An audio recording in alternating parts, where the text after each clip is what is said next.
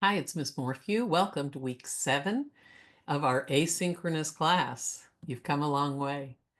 I always say to check your grades. So you go to assessments, pull down to grades, and open those comment boxes. You can check for accuracy if you need to communicate with me, and you can use that feedback. By the way, for those who really want to understand the systems of rating or grading, the informative speech, discussion board 7, and some of our other ones have a star system that I sometimes open up. And I just wanted to let you know that discussion board 7 star ratings from me, maybe not from your peers, they can do their own rating. My ratings are based on time, not quality. We've got some really awesome speeches. Next week, not this week, but next week is spring break. And you'll want to either catch up on something you're still allowed to do, look ahead at what Persuasive's going to be, record your demo or whatever, or just chill, relax, and reconnect with nature, with your family, and your friends. This week, we do have TED Talk 2 to be submitted. However, the timeline on that is after fall break. Look at the Google Calendar. It gives you until that next Thursday as well. But I do recommend a couple of things. Get a second set of editing eyes, especially anybody who might have missed one of our discussion boards that was a written grade.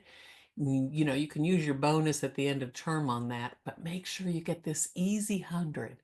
Make sure your format is right. Maybe a Learning Center tutor can make sure that your works cited entry is right, that your document is right. Another thing that's due is our demo outline. Now, that one has a deadline. That one is due by Thursday. But the intro is the same elements you did in informative. Layer up the attention getter and cred, say the thesis in the preview. That's the same. Conclusion is the same.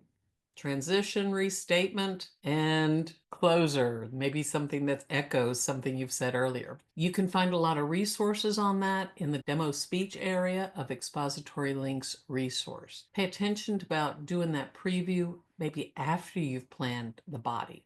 It's not 3 points necessarily. And with 4 to 6 minutes trying to show us how to do something, you might figure out how technology might be able to help. Some of your friends had some great examples of that.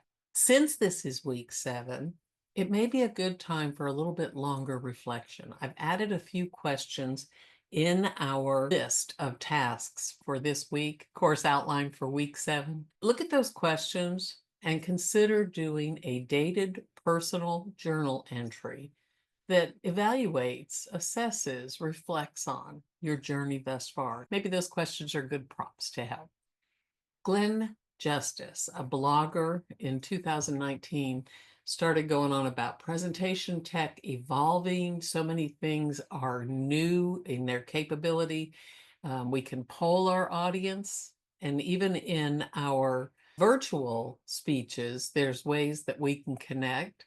You can use wearable, throwable technology, and your friends have shown you, some of your friends have shown you how you can use technology in your speeches.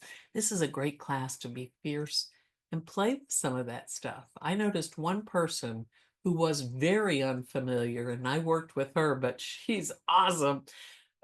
She was very unfamiliar with tech, even with doing Word doc stuff. And then she did an amazing slideshow. So you can do this. Be fierce and play with new things. Biteable, beautiful AI, Screencast-O-Matic. I saw some of you use Screencastify. That's another one I hadn't heard of. There's just so many things you can use. And AI has developed, even in the last 5 years, so much. But if you use them, remember to use Duarte's 5 rules for great presentations. We don't want to have too many small words. We don't want to have all our content on the slide because that leads us into the temptation of reading it. You're going to be showing us how to do something that you already know. So talk to us.